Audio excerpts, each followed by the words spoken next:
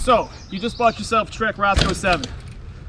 Everything you've read online says you gotta upgrade this, upgrade that, upgrade this, upgrade this, do that, do that. Don't do any of it. Just go ride your bike. But there are a few things that would be nice if you upgraded. So stick around and we'll tell you all about it. Okay, so like I said a minute ago, there are 3 upgrades you can do to your Trek Roscoe 7 to immediately make it feel better. No, I'm not talking about the fork, brakes, drivetrains, which some people think you need to do to make this bike feel like a better bike. Those 3 things are just fine.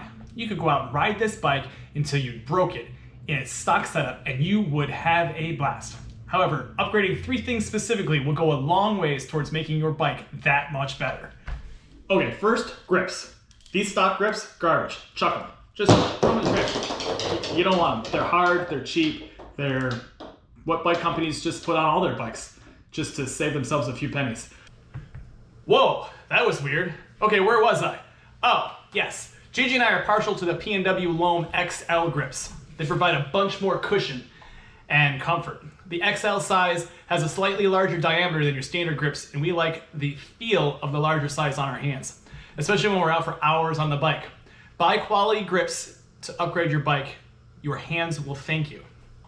Second, pedals. Take off those stock pedals, just throw them in a trash can. There is zero grip on them. Your feet will be sliding off of those constantly. The plastic pins on them, pins are useless. Buy yourself something with metal pins that will grip into your shoes. You'll be glad that you aren't slipping off the pedals riding down some janky rough trail. Oh yeah, when you do that, you may want some shin pads as well. Because if and when you get a little crazy and do slide off the pedals, the metal pins will definitely leave an impression on your shins. Agreed? Mm-hmm. Agreed. It happens regardless, doesn't matter what you got, it's just gonna happen. So our bikes are equipped with P&W Range, composites, and race face Chester pedals. That just happens to be what we like. I like the Range as they have a slightly larger platform than the race face that Gigi has.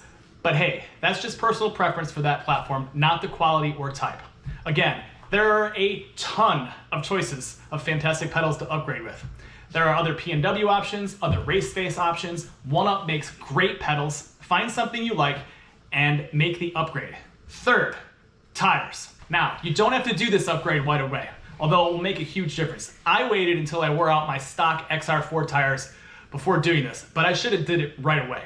Such a difference maker in cornering and just general traction doing well, anything. I went Maxxis Assegais in the front and the Maxxis DHR Minion 2 in the rear. Huge upgrade over the stock tires. Other great options would be a Schwalbe Magic Mary on the front and a Big Betty on the rear, somebody was saying, or Maxxis Dissectors on the front and the rear. Like I said, you do not have to do this one right away, but it will make a difference. The stock XR4 tires are okay, don't get me wrong, but that's what they are, just okay. So those are our 3 big upgrades. I got an upgrade philosophy as far as biggest bang for the buck in ride quality and comfort on the bike. Anything you touch should be first and foremost. Grips, pedals, seat. I did not put seat in this top 3 list of upgrades for this bike because I feel what is on the bike stock is pretty decent. At least it is when I'm sitting on it. Second, upgrade what touches the ground. Again, another contact point with something important.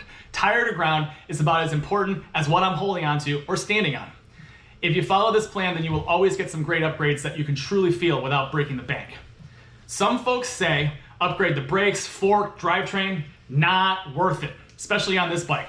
Ride those things until you can't progress on them anymore. Then, at that point, you are probably new bike shopping. And who doesn't love new bike day? Thanks everybody for watching, and we'll see you folks out on the trail real soon.